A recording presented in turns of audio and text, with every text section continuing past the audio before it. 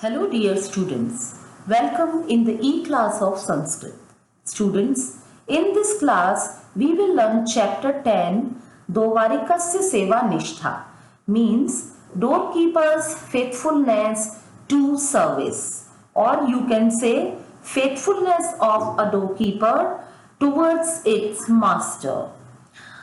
Student, this chapter is taken from the well-known Sanskrit modern work called Shiv Raj Vijay, written by Pandit Ambika Dutt Vyas. This novel deals with many of the heroic adventures of Chhatrapati Shivaji.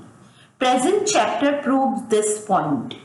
A guard who is performing an ordinary job is faithful to his master without being attracted by any greed. This guard is an ideal even today. The aim of this chapter is that, along with a sense of service, honesty also should be instilled in students. So, students, before the translation of this chapter, let us understand the story of this chapter.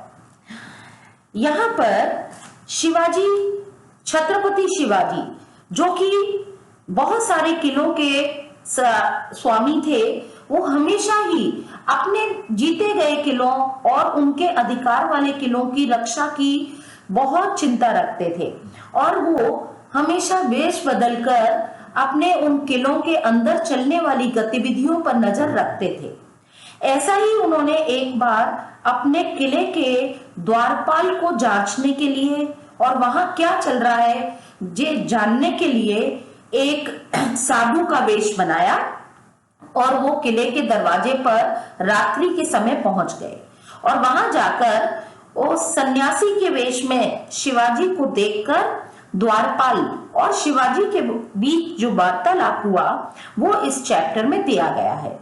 सन्यासी के वेश में शिवाजी ने कहा कि वो उसे अंदर किले के अंदर जाने दें, तो द्वारपाल ने उनको अंदर जाने से मना कर दिया। बोले इस समय रात्रि के समय किसी को भी अंदर प्रवेश करने की आज्ञा नहीं है। तो शिवाजी ने कहा कि तुम मेरा अपमान कर रहे हो। उसने कहा कि मैं आपका अपमान नहीं कर रहा हूं, आप मुझे क्षमा करें, पर इस समय कोई भी व्यक्ति अंदर नहीं जा सकता। तो शिवाजी ने पूछा कि क्या कोई भी व्यक्ति नहीं जा सकता? उसने बोला हाँ, अपरिचित कोई व्यक्ति नहीं जा सकता। तो बोले मैं तुम्हारा ये अपराध क्षमा करता हूं और आज के बाद तुम किसी सन्यासी को, पंडित को, ब्रह्मचारी को, स्त्री या बालक को अंदर जाने से नहीं रोकोगे। तो दोवारिक को थोड़ा क्रोध आया और उसने कहा कि सन्यासी आपने बहुत बोल लिया, अब आप चुप रहिए। हम जो द्वारपाल हैं वो यहाँ पर ब्रह्मा जी की आज्ञा का भी इंतजार नहीं करते और आप अंदर नहीं जा सकते। सन्यासी ने फिर से कहा कि जाओ, मुझे मार्ग बताओ, मैं महाराज के पास उनसे मिलने जाना चाहता हूं। द्वारपाल ने कहा ये तो बिल्कुल भी शक्य नहीं है। आप ऐसा काम करिए कि कल सुबह जब महाराज अपनी पूजा खत्म कर ले तब आइए और उनसे मिल लीजिए, रात्रि में तो आप उनसे नहीं मिल सकते। तो फिर से सन्यासी ने पूछा क्या सच में कोई भी रात्रि के समय राजा से नहीं मिल सकता?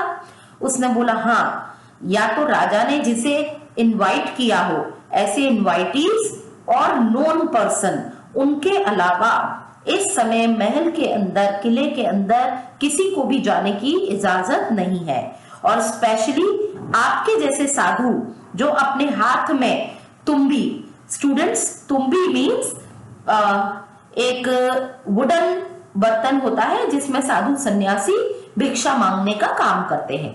ऐसे तुम्बी को धारण करने वाले साधुओं को तो अंदर जाने की बिल्कुल भी इजाजत नहीं है। उसकी इस बात को सुनकर सन्यासी ने अपने मन में कहा कि ये द्वारपाल तो बिल्कुल योग्य व्यक्ति है जिसे इस द्वार पर सेवा के लिए खड़ा किया। भी उसने सोचा कि एक बार मैं इसकी परीक्षा लेकर और देखता हूं। तो उसने जोर से चिल्लाकर कहा द्वारपाल यहाँ आओ, मैं तुम्हें कुछ कहना चाहता हूं। द्वारपाल उसके पास गया और उसने कहा बोलो। उसने बोला तुम द्वारपाल हो, तुम कभी भी पैसे वाले या धनवान नहीं बन सकते। हम साधु सन्यासी जंगलों और गुफाओं में घूमते रहते हैं और हमें बहुत सारे ऐसे केमिकल्स और मेटल्स की जानकारी है जिससे तुम लोहे और कॉपर को क्या सोने में परिवर्तित कर सकते हो। तो अगर तुम मुझे अंदर इस समय जाने दोगे, महल में या किले में प्रवेश करने दोगे, तो मैं तुम्हें इतना रसायन दूंगा जिससे तुम 50 तोला सोना बना सकोगे। ये बात सुनकर द्वारपाल को बहुत क्रोध आया और उसने कहा, वो कपटी, फ्रॉड, विश्वासघाती, तुम मुझे बेईमानी सिखा रहे हो। मुझे तो लगता है तुम किसी के गुप्तचर हो। बताओ तुम्हें यहाँ किसने भेजा है और तुम यहाँ क्यों आए हो? और मैं तुम्हें पकड़कर अपने दुर्ग अध्यक्ष के पास ले जाता हूँ। वही तुम्हें सजा देंगे, जैसा उन्हें ठीक लगेगा वैसा वो दंड तुम्हें देंगे। उसकी बात सुनकर सन्यासी ने कहा, प्लीज मुझे छोड़ दो, मुझे जाने दो। अब मैं वापस यहाँ कभी नहीं आऊंगा और फिर से ऐसा नहीं कहूंगा, मुझे जाने दो।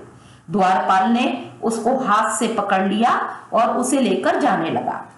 तभी किले के दरवाजे पर जलती हुई मशाल के तेज प्रकाश में जाकर सन्यासी ने कहा, द्वारपाल, अपना चेहरा दिखाते हुए कहा, द्वारपाल, क्या तुम मुझे जानते हो? तभी द्वारपाल ने उसको बहुत केयरफुली ऑब्जर्व किया और कहा, अरे सर, आप प्लीज मुझे माफ कर दीजिए, मैंने आपको पहचाना नहीं। वो व्यक्ति और कोई नहीं, शिवाजी महाराज थे। जब उसने शिवाजी महाराज को पहचान लिया तो वह उनसे हाथ जोड़कर क्षमा मांगने लगा। तब सन्यासी के रूप में खड़े शिवाजी ने उसकी पीठ पर हाथ रखकर कहा, द्वारपाल, मैं तो तुम्हारी परीक्षा ले रहा था और तुम बिल्कुल योग्य स्थान पर नियुक्त किए गए हो और तुम किसी भी तरह की लालच में आए बिना, किसी भी तरह की रिश्वत के लालच में आए बिना अपनी ड्यूटी करते रहे, अपना कर्तव्य निभाते रहे। और ऐसे व्यक्ति को तो उसके मास्टर से, उसके स्वामी से पुरस्कार मिलना ही चाहिए। मुझे तुम्हारे स्वामी के पास लेकर चलो, मैं तुम्हारी विश्वसनीयता की बात उनके सामने करूंगा और उनसे तुम्हें इनाम दिलवाऊंगा। वो कहाँ है? चलो इस समय मुझे उनके पास ले चलो। इस तरह शिवाजी ने अपने बदले हुए वेश से द्वार पर खड़े हुए उस द्वारपाल की परीक्षा की और द्वारपाल अपनी परीक्षा में पूर्णतः खरा उतरा। तो students, this is all about the story of chapter 10, द्वारिकस्य सेवा निष्ठा। Now you have to refer PDF given with the chapter for translation and also write down the question answers in Sanskrit as well as in English in your notebook. Thank you.